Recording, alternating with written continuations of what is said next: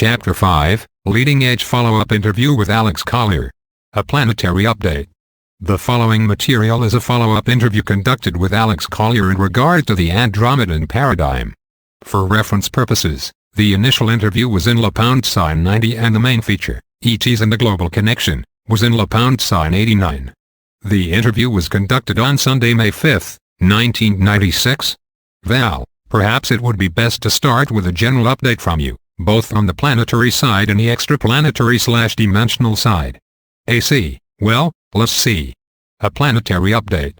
There are more reptilians than there were before.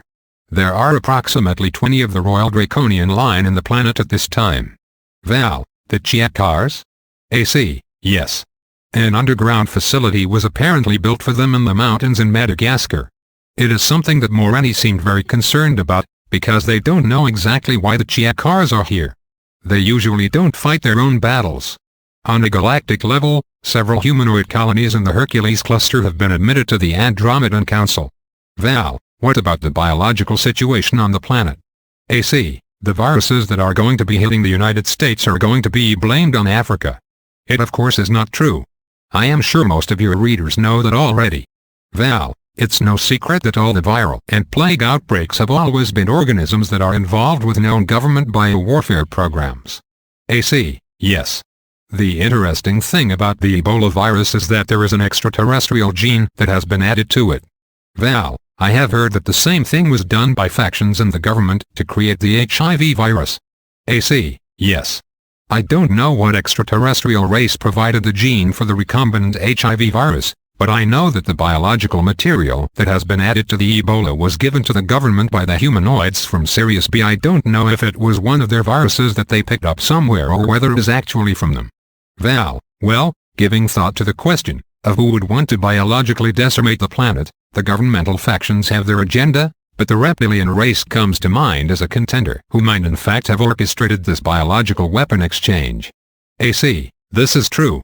There are a lot of different races that would love to have this solar system totally secured, primarily because of Saturn and Jupiter, and the Earth is a prize because of all the water on it. But, if they gave certain human beings on Earth the viruses, and those human beings in turn go ahead and use them, it doesn't totally absolve them of culpability, but at the same time it does relieve them, the aliens, of the idea that they actually did it to us. This is the really scary part, you know. Val, this attitude is not uncommon even here on Earth. It is an interesting parallel to the attitude of some organized religious and political groups who behave in the same way, having other people do their dirty work.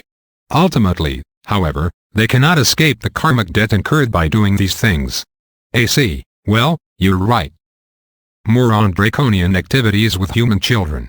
Val, referring back to some of the things you said in the ETs and Global Connection, you noted that there were some 1,800 reptilians inside the Earth that have been responsible for some 37,000 human children disappearing.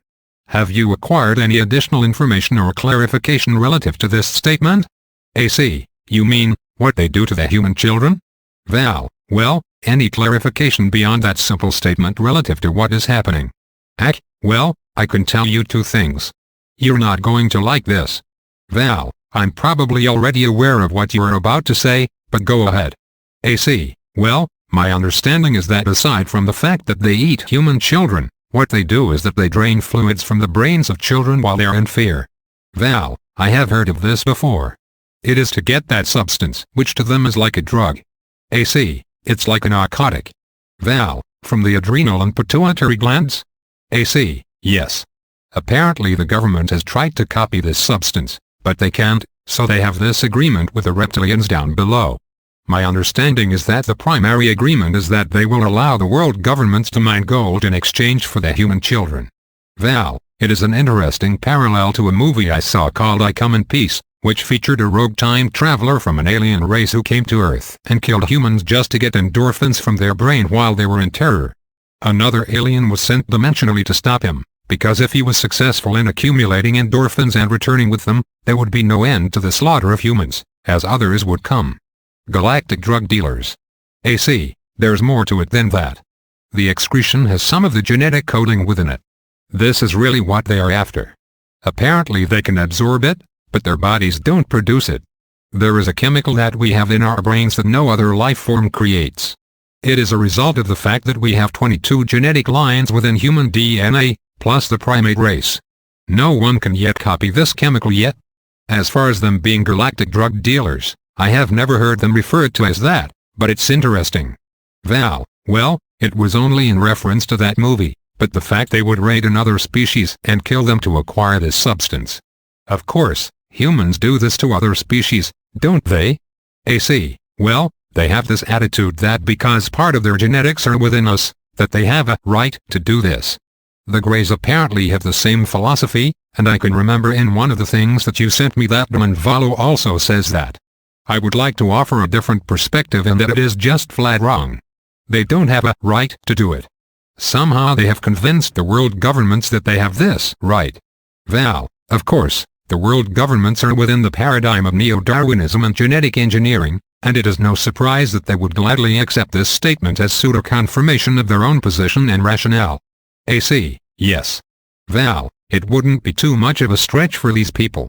AC, yes and apparently the reptilians use human children as sex slaves, which is something I have heard periodically over the last few years, even in conjunction with governmental child sex rings that were mentioned in the book Transformation in America by Kathy O'Brien. AC, what is interesting is that the reptilians primarily enjoy human males in this way, which is really disgusting. Well, the whole thing is really disgusting. Let's change the subject. AC, yes, please. Update on benevolent ETs on Earth. You noted one time that there were about 1,500 benevolent ETs on Earth that were relatively indistinguishable from ordinary humans, and that you were at the time not privy to their purpose for being here. Have you discovered more relative to this?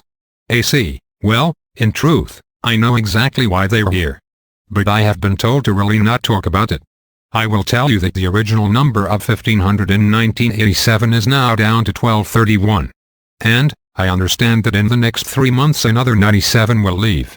Then I guess the number will just decrease steadily until August 2003? AC, yes, the last bunch will leave then.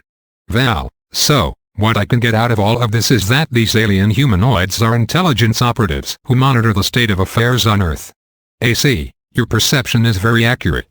I feel like I have broken a promise. No. If I already have the logic to figure things out, then there is no word broken.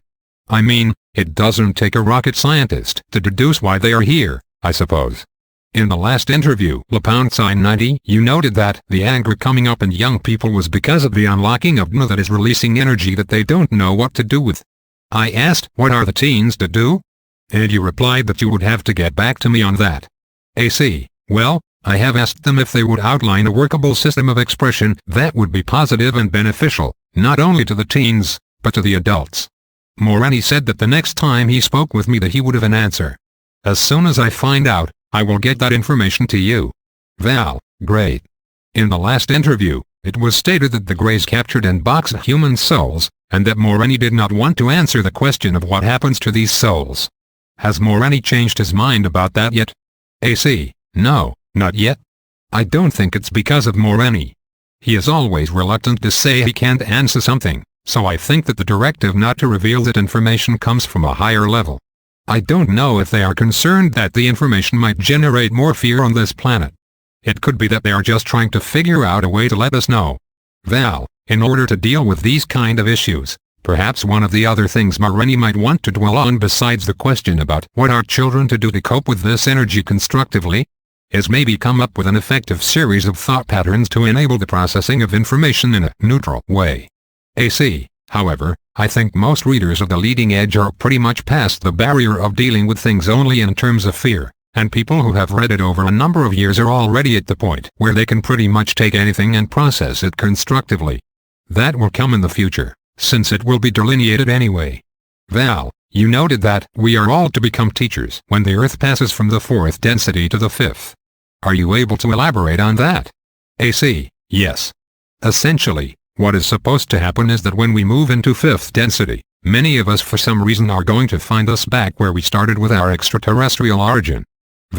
In alien humanoid bodies from whence we came, before we occupied bodies here. AC, exactly, and with all the experiences here. According to Morani, they will all be recognized as teachers and as a group that has gone through a first ever transformation. More on the Sirians. Val, on a recent Art Bell show, a fellow named Robert Gust Wolf discussed a Native American perspective that the only two ET races that were attempting to help us were the Sirians and the Andromedans. I wonder whether you had any comment relative to that? AC, my understanding is that those from the Sirius system are trying to be beneficial and assist, because they feel responsibility, and that those who colonized Sirius B system were originally from Sirius A. Those from Sirius B have come here and really messed with our heads, and they are the ones who originally gave our government the Montauk technology. They have the same belief and brain patterns as those from Orion. Those from Tau Ceti are also very much involved. Nobody knows exactly what the Pleiadians are going to do yet, but I will share this with you. Those that live in the system around Alcyon, some of them cannot be trusted, as they have hidden agendas. Those from Tegeta, I am told, have a very clear objective, to maintain the idea of freedom. Just because a group is labeled Pleiadians doesn't mean they are here to help us. People confuse that issue. Know them by their works. Those from Cygnus Alpha are here. There is a group from Arcturus that is trying to help. Those from Procyon, who have been liberated, are trying to help. They are pretty gung-ho. When the Andromedans arrive in the Prime Directive. Val, well, all these species that are trying to help are limited by the Prime Directive. AC, yes, they are. Val, so, one would presume that they are waiting for a certain threshold of a feeling of wishing assistance to manifest itself, and that the threshold of feeling would overrule the Prime Directive and allow things to happen. AC, well, they are waiting for 10% of the consciousness on the planet to awaken and ask for some kind of intervention. That may not come until after. They may come shortly after Hale-Bopp gets here, or after the world government and ETs try to stage the second coming. Val, obviously, Morani and all these people have the ability to travel in time and know everything that is going to happen. AC, yes. Val, so, they must know whether or not, and when, the 10% threshold is reached. AC, well, it will be reached no later than August 12, 2003. Val, so, relative to any world government games, relative to Jerusalem and the emergence of the Maitreya scenario toward the end of 1996, wouldn't that paradoxically contribute toward the movement toward a 10% threshold? AC, yes, it will. The regressives are going to mastermind their own undoing. But, for some reason they are so desperate to try to maintain control of us, and for some reason they don't want to let our particular solar system and the other 21 go. Val, what could that reason possibly be? AC, I don't know, but there is a reason. There is more about us, as humans, that I don't know, than there is that I do know. Val, do you have a particular perception of a relationship between HAARP and the Montauk projects? AC, no, but I know that the Andromedans are very concerned about Montauk, because the humans who are working with this technology are being given specific coordinates in space, and the regressives that are here can use that same technology and leave here. The whole point is to track where they are going, so they do not continue to propagate their belief systems. Val, if the universe itself is being jacked up several frequency levels, then it doesn't matter where they go to try and get away. They will be stuck in the same boat. AC, well, this is true. But, my understanding is that the idea is to limit the damage they do. Val, does this have to do with this 357-year period of tyranny which the Andromedans are trying to prevent? AC, yes. Val, well, obviously they must know that it was prevented if they can travel in time. That sounds like a paradox. They must know that they either were or were not successful. Here is where we start to drift into parallel lines of reality. AC, yes. Time travel and changing agenda. Val, this comes into the next question that I have. At one point in your talk in Dallas, you indicated that according to the Andromedans, our very next spiritual leap in consciousness will come from the quiet science of archaeology. Yet, it was also stated that many of the Tao's Greys here and presumably the government and other people, are time travelers who tweak history.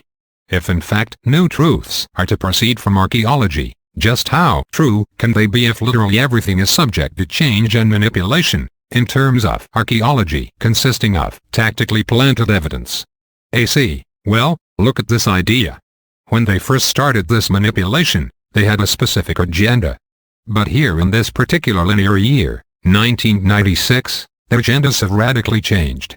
They are faced with survival because there is another threat to them. It is no longer just a matter of controlling Earth humans, but it is also the fact that there are other alien races in our atmosphere and in our solar system that are here to help and to limit the damage. Their main concern now is not so much totally manipulating us, but trying to get what it is they want, or came here to get, and get out of here. Plus, you have this frequency change. All I had to tell you is that the Andromedans had no idea that this sound frequency emanation from the black holes was going to happen. No one foresaw this. It was an instantaneous phenomenon that affected past, present and future all at once. Well, now, despite the fact that the Andromedans can travel outside of space-time and have a viewpoint of a probable line of reality, when the sound frequency emanation happened it created an entirely new probable line of reality. They couldn't have foreseen it. AC, yes, and a totally different set of probabilities. I don't know about all of that. Well, so, is it at all likely we could all wake up one morning into a completely different reality? AC, I think it's possible for some beings, but I don't think it's possible for all of us. I think that it is going to be a gradual transformation of consciousness.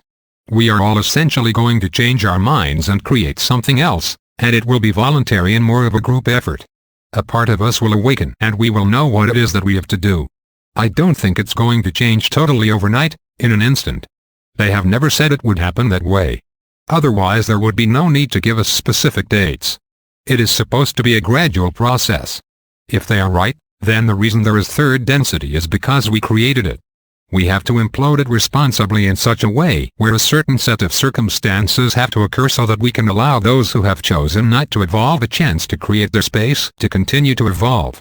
Well, from the point of view of the regressives, then, they would be escaping something like a realization by the mass population of how they have been hoodwinked. AC, yes.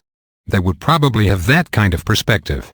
Well, I mean, they can't go anywhere in this solar system in the third density. Could they go to a different density? AC, I don't know that it is an option they now have. I am pretty sure that fourth and fifth density are quarantined, because I know a group of Greys tried to dimensionally skip out, and they were caught. Their ship was 21 miles in length.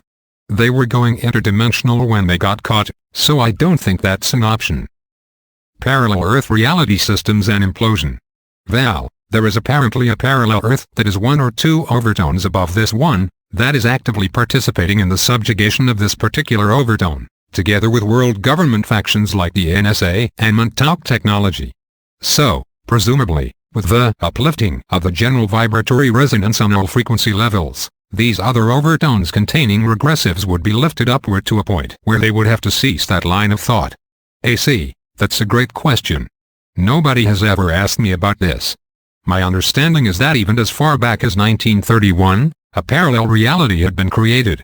It was something that one of the societies in Germany was involved in. Perhaps the Vril. They were playing with something. Anyway, my understanding is that any parallel realities having their origin out of the original timeline are going to implode back into the original timeline.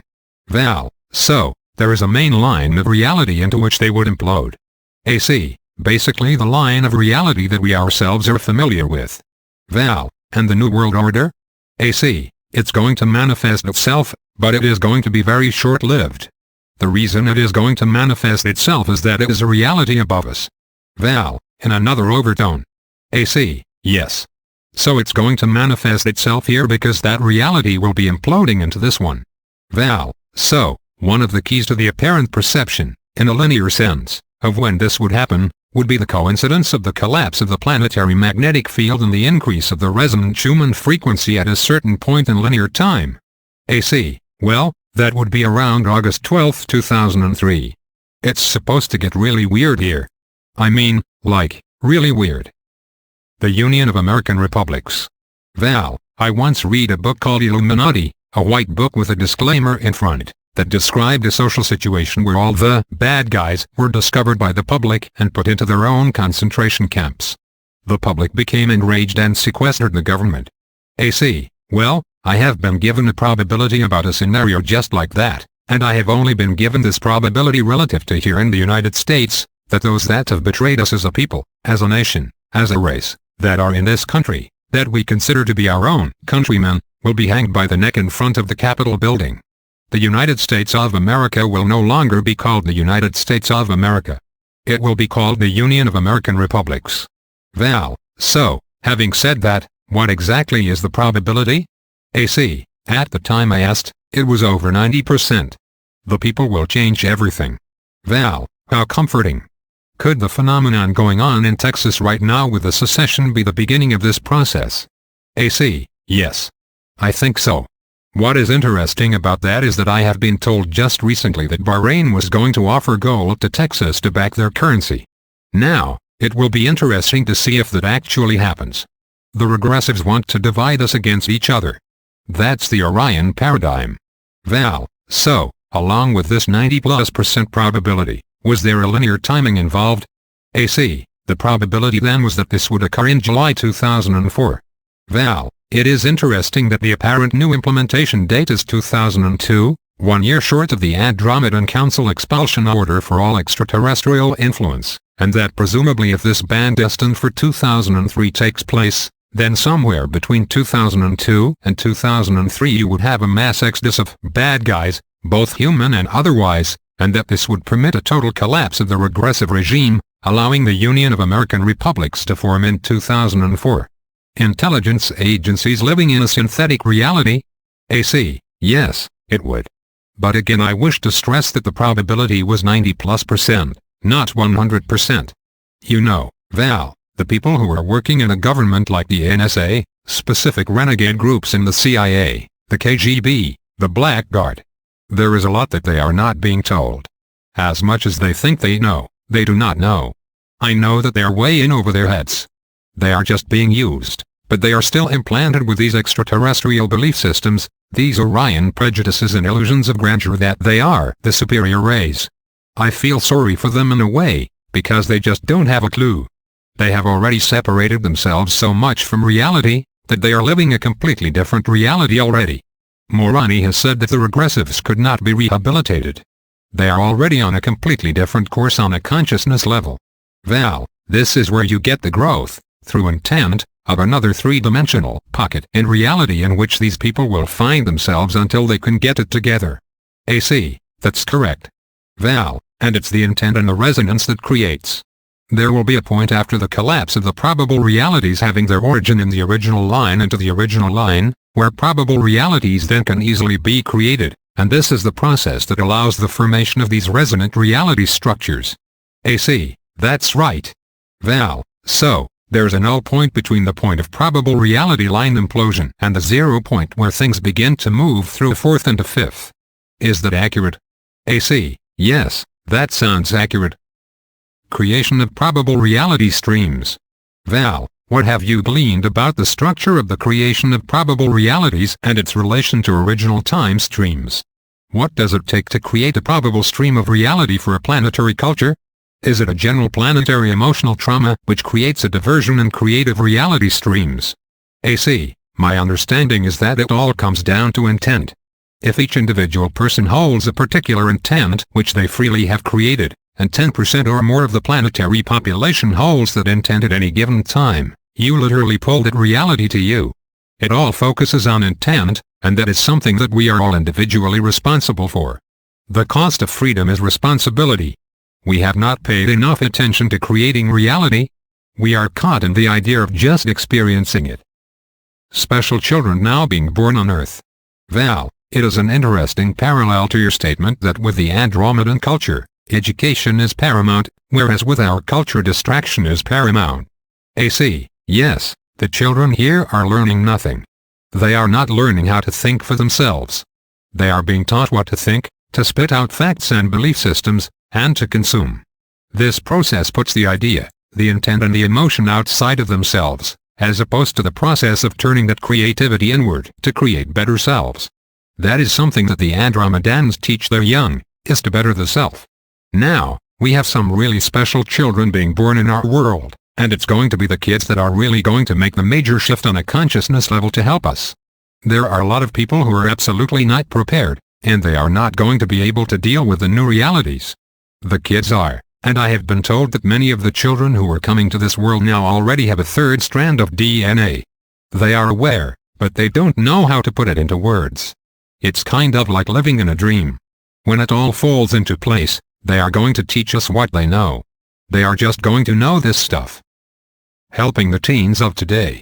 Val, getting back to one of the earlier questions, relative to young people not knowing what to do with the energy released by changes in the DNA structure, is it possible for you to glean, even on a superficial level, what these teens should do until Morani gives a more definitive answer? AC, I would say that these kids need to be able to have groups that they can go to and just talk about what they see, what they dream about and what they feel. Because it could be that a lot of these kids feel something totally different than what it is they're being told is reality here. Val, which would be about par, really. AC, yes, I think on some level we've all been through that at one point. The kids today are very different, especially those that have the third strand. They know more than us, but a space has to be created to allow them to express it and not have it be judged. Just because we don't understand it doesn't mean it's wrong. It just means we don't understand it. Val, a rose is a rose. AC, right. That's my only guess. Teens are committing suicide at an alarming rate. Val, and elderly people as well. AC, right. Everybody wants to get out of here, and that's a scary thought. Val, in your understanding, with the change in frequency and density level, for those people who end up taking that route to get out of here, what happens to them? AC, I don't know. I will ask the question. I know there is no hell. They don't burn or fry for that act. That is not a reality. I don't know if they go to a way station and get healed and then go someplace else, or come back. I don't know. Thoughts on upcoming Earth changes? Val, Earth changes are something people are interested in, presumably to give them something to do while they are waiting for other things to happen. Is there any perspective relative to any specificity about this?